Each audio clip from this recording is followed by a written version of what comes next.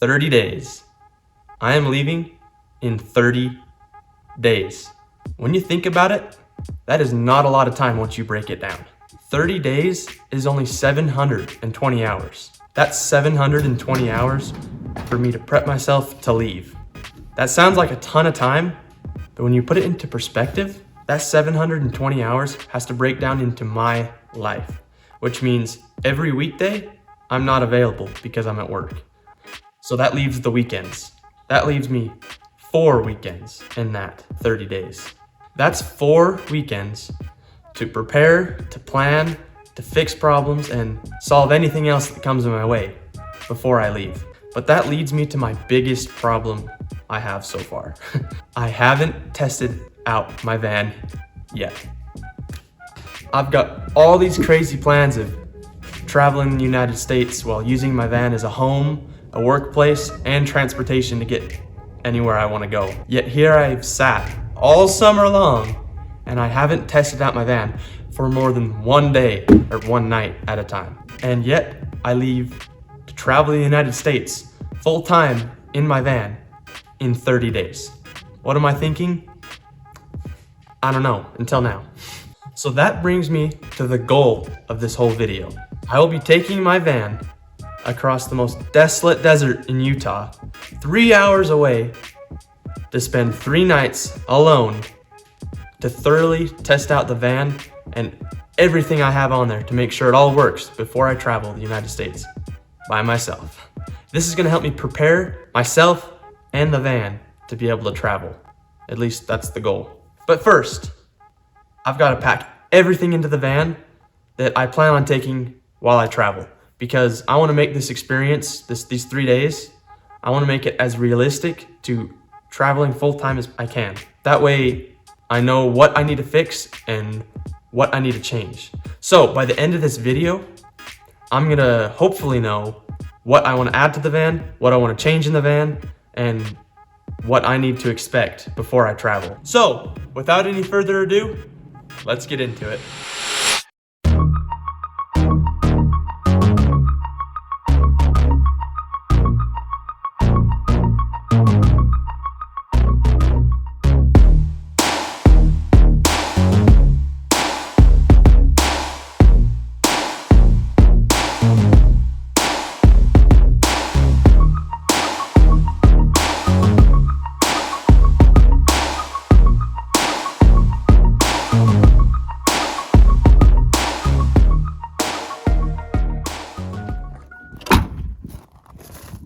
Bro, I just stopped to hop out. What the heck? Look at this. I'm missing the top. That is baloney. First problem of the trip. I was gonna take a shower and like actually test out the shower because I gotta test out everything on the van. So boom, first problem. This is the Great Basin. Full of pretty much nothing. Now that I flew the drone around, basically guaranteed myself a drive in the dark for like 2 hours. Not an hour, not 2. So that's fun. There's some pretty cool sights to see up ahead, but it will be too dark to see them. It is definitely dark out right now, and I still got a little bit of driving left. I have already found a few things wrong with the van that I don't like, and you can probably hear it right now. That door does not seal, my driver door right here. For some reason, it does not seal at all. So, well, not at all. Sometimes it does. Most of the time, like right now, it is not sealed. So I don't really know what to do about that, but I'll figure it out eventually.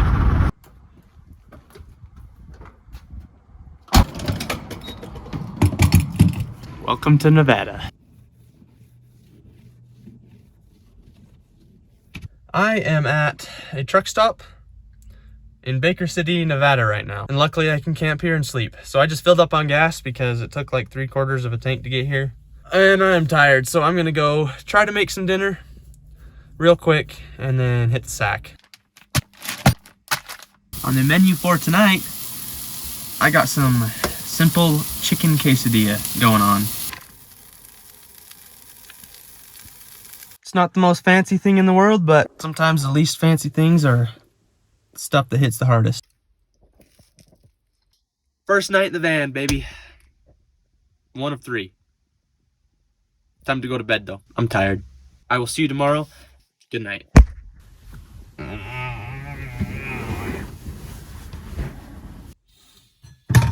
Oh shit.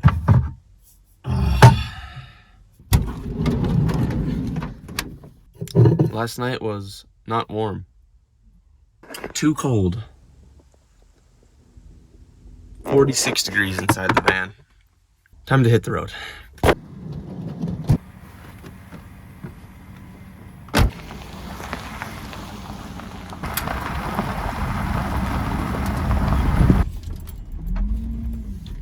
Next stop.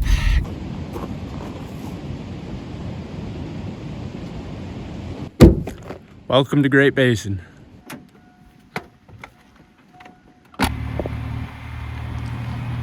My first stop here at Great Basin is Lehman Caves. These are the deepest caves in Nevada, so of course I had to get myself a ticket.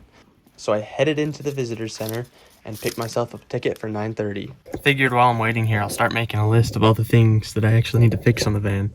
It's only been one night and a drive, and I've got 2 things. First is the door seal. I talked about that yesterday, but then also I was just filling up my water, and it sucks because every time I want to fill up my water, I have to screw the cap off, put the hose in, and then take the hose out, screw the cap back on. That's not very fun. So I need to build a thing that screws into the cap like a straw that I can just attach it to, and it can stay like that while I'm driving. After starting my list, 9:30 rolled around, which meant it was time to go on the cave tour. Here we go. The tour began with a quick history lesson, then we dove into the depths. Let me be the first to say, this cave is epic. Not only is it the biggest cave in Nevada, but the geological formations are absolutely incredible. I mean, these stalactites and stalagmites are just crazy looking, and being down here just gave you a feeling of like overwhelming awesomeness.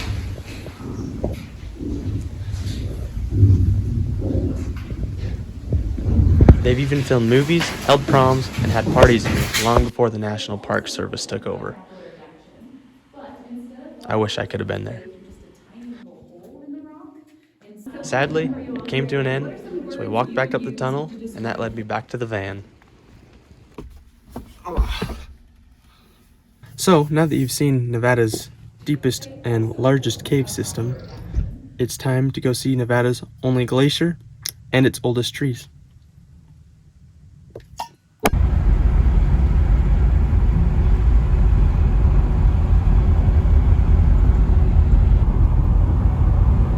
That snow right there, that's the glacier.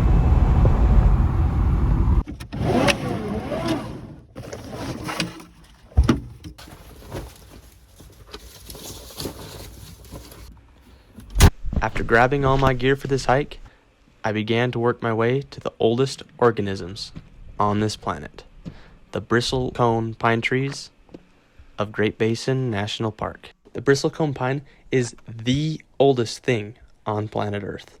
Some of these trees, right around where I'm walking, are 3,000 to 5,000 years old. It's mind-boggling to imagine the life these trees have had. That means these trees began growing as the Great Pyramids of Giza were being built. That's crazy, dude. After hours of staring at these amazing trees, I wound up at the beginning of the next trailhead for another of Nevada's great wonders. It's one and only glacier. There you have it. Nevada's one and only glacier.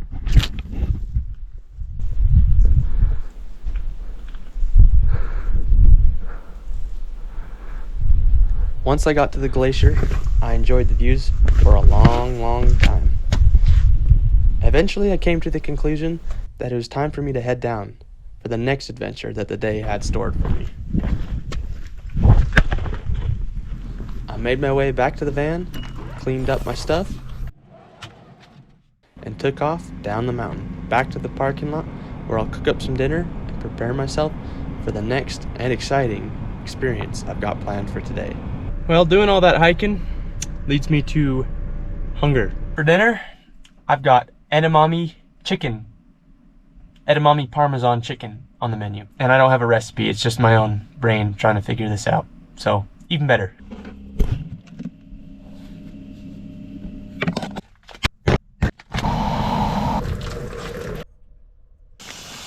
The Great Basin Astronomy Festival is tonight, which is an epic show of the night sky. So I'm doing dinner right now while I wait for it to get dark. Well, that actually turned out delicious, believe it or not. It was just edamame beans, chicken, pre-cooked chicken in a bag, Parmesan cheese, olive oil, some garlic salt, and lemon pepper seasoning. The Astronomy Festival is gonna kind of start going at about 8 o'clock. That's when you can see the stars. So I'm just gonna chill around until then, which is like an hour away. Well, it's dark. Here goes nothing. Every light at the festival is red. That's because it doesn't damage our night vision. Our night vision takes about 15 minutes to build up, and a normal light can kill that in like a second. And red light allows us to see, but it doesn't kill our night vision. The festival was awesome. Huge telescopes were set out for anybody to use, which let me see Saturn, star clusters, and so much more. Sadly, I wasn't able to film a lot of it because of how dark it was, and technically you're probably not supposed to film and use bright lights, but it was still pretty cool. As the festival came to an end, that put me in an awkward situation. Trying to find a campsite in the dark. Luckily, I had an idea for somewhere to camp from iOverlander, which is a lifesaver right about now. Night 2 in the van. Hopefully it'll be a little warmer tonight. Wheeler Peak, tallest peak in Nevada. We're doing that tomorrow. Welcome to day 2. Last night sleeping wasn't so bad, but I need another blanket. This one, it's not so good. This morning, realized a few more things that I want to change on the van, so I'll go over that. So before, I had the front driver door seal, because, you know, you heard that, it's loud as heck. And then number 2 is the water tank connection, that straw that I told you I want to make in the water tank. And then 3 is I need to fix that solar shower handle. Number 4 is a different blanket.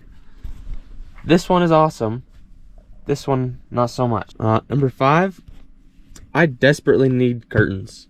When I walk around at night, like if I get out of the van when the lights are still on inside, you can see right in. Like there is no privacy. And number 6, I need a laundry bag. My clothes storage is not in the best situation. It's pretty chock full. Especially when I start traveling, there'll be a lot more clothes in there. The goal of today is to hike Wheeler Peak, which is the tallest peak in Nevada. So let's get to it. Like I've mentioned before, Wheeler Peak is the tallest peak in Nevada at a soaring 13,065 feet.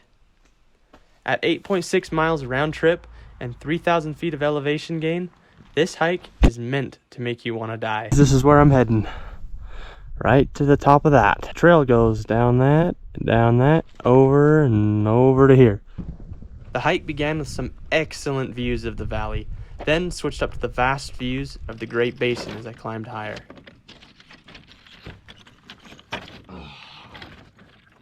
So that's where I started, right about down there on the road, and came up, made it up this big steep section, and now all I have left is this big steep section. It comes up right up here, and then that's the peak right there. So I got some good hiking ahead of me. That is very steep and rocky.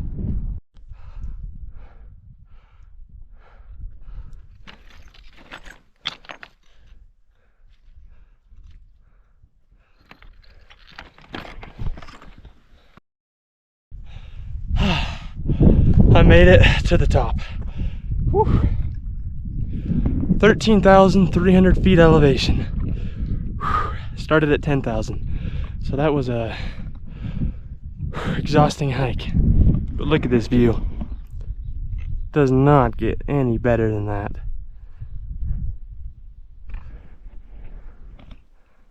Beautiful. Now I'm gonna hike up this way a little further and find a nice private spot to eat lunch.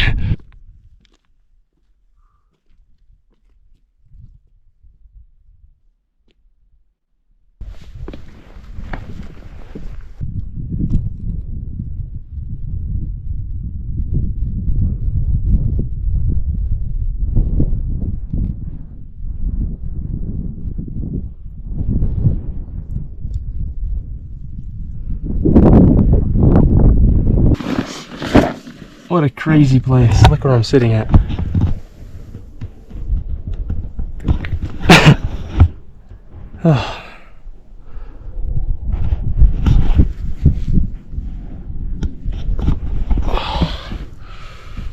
Whew.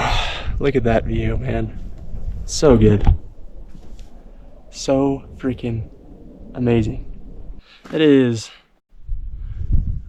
11:24, so I made it up here in about an hour and a half. It's not too bad. I definitely could have went quicker, but there was a few people in my way, but also I don't really care to go that quick, so it's fine by me. So I have got some salmon and some wheat thins. I don't know if this will be good. There's only one way to find out, though. Oh. Yeah, I don't know about that, man.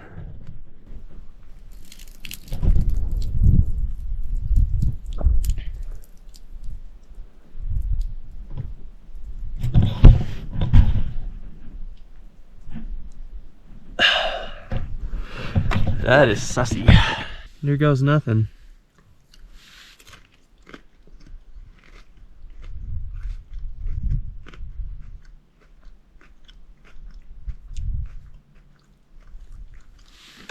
You know, better than expected. Eating all that salmon caused some sleepiness, so I took a nap for a while in the warm sun. Once I woke up, my body was telling me something very important. I think it's time to head down for two important reasons. One, there's a dirt road I still want to explore today. Number two, I've got to poop. And there's nothing to wipe with up here but rocks. So, yeah, kind of a race against time now. Stands out from a mile away.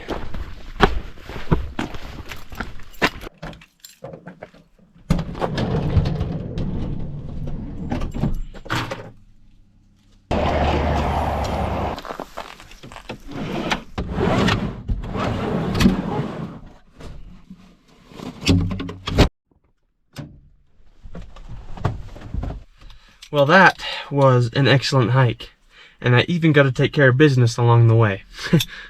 A long day hiking means a long day of being sweaty. Once at the van, I figured it was time to find myself a shower.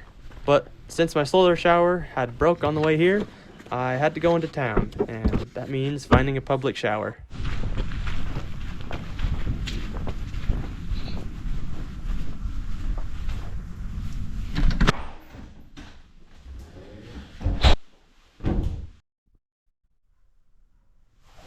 Shower time.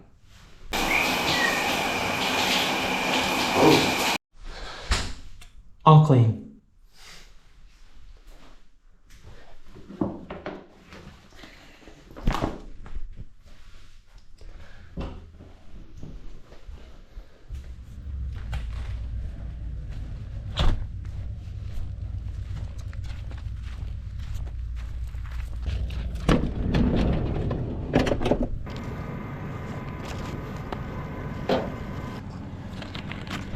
Found out another thing I do definitely need in the van, and that is soap and shampoo.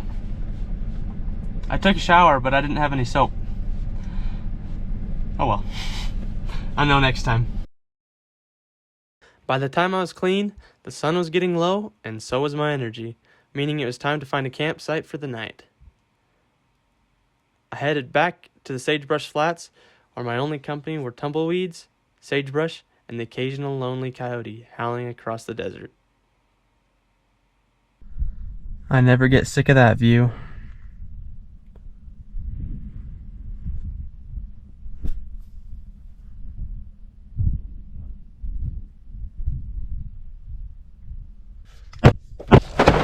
Shrimp Alfredo for dinner.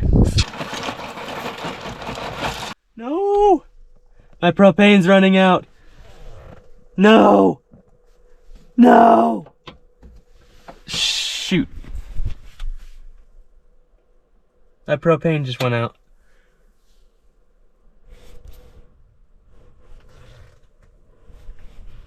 That sucks. Oh, that sucks. Well, there goes that meal. That freaking sucks, bro. Well, guess I'm having snacks for dinner. Chicken Alfredo by Chef Boyardee. Yeah. The wrapping fell off the can, but in case of emergencies, this is a can of chicken Alfredo. Let's see if it's decent. My guess is no. I can hear it sloshing.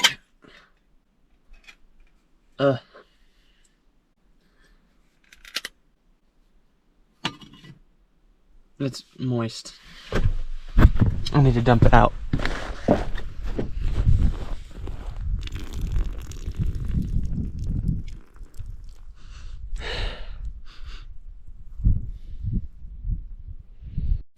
Well, there's another thing to add to my list. Make sure the propane is full before I go on an adventure.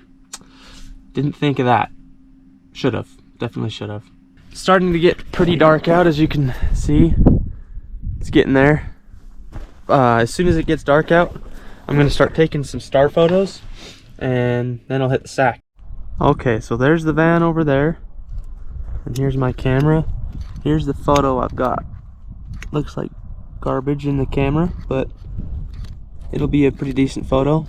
It's probably really hard to see, but I got my camera facing up right now for 30-second long photos, and here in a second it'll be done. It's too hard to tell on that camera, but they're actually turning out pretty good. That's enough of that for tonight. It is time for bed. Day 2 in the bag, and night 3 begins. So, good night, and I will see you in the morning. Ugh. Good morning. It's Sunday, day 3. That means I have work tomorrow, so I've got to head home. But that also means it's time to review that list, because I've got some more stuff to add. So as of right now, this is what I have on my things to fix. The door seal, water tank connection, like that straw thing I want to do. The solar shower handle. I need a different blanket so I don't have to wear a sweatshirt at night to stay warm. Definitely curtains. Hey, yeah, I need curtains. It is not private in here. I need a laundry bag. I need to fill the propane. On top of that, I was also in here last night trying to take my star photos. I wanted a light on, but I didn't want it like super bright. But that's my only option. When I turn these lights on, it's kind of bright at night. And I wanted them not so bright, so I'm gonna install a dimmer switch on these lights. That way I can make it not so bright sometime. So after this trip, I've got about 9 things I need to fix on the van, which honestly, it's not too bad.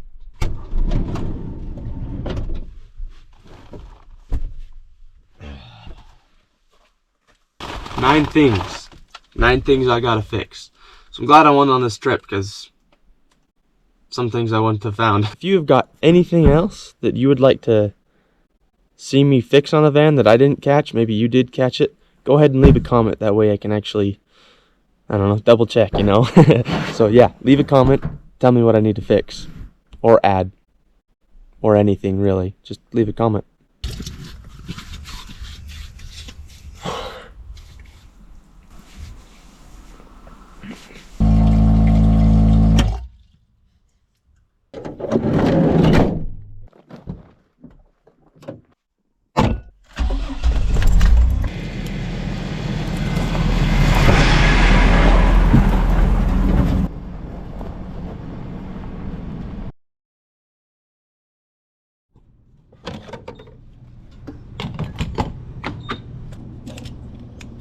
Figured I better fill up on a little bit of gas since the next services are 88 miles away across one of the loneliest highways in America. So I'm gonna get like 5 gallons of gas.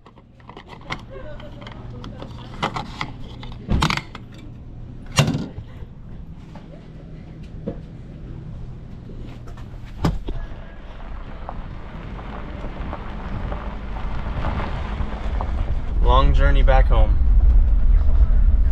Well guys, that's going to conclude this video. Thanks for watching. That was kind of probably a hectic video, trying to fit 3 days into one video. But I found out some good things about the van. Like, I need to fix a few things, and things are gonna definitely break.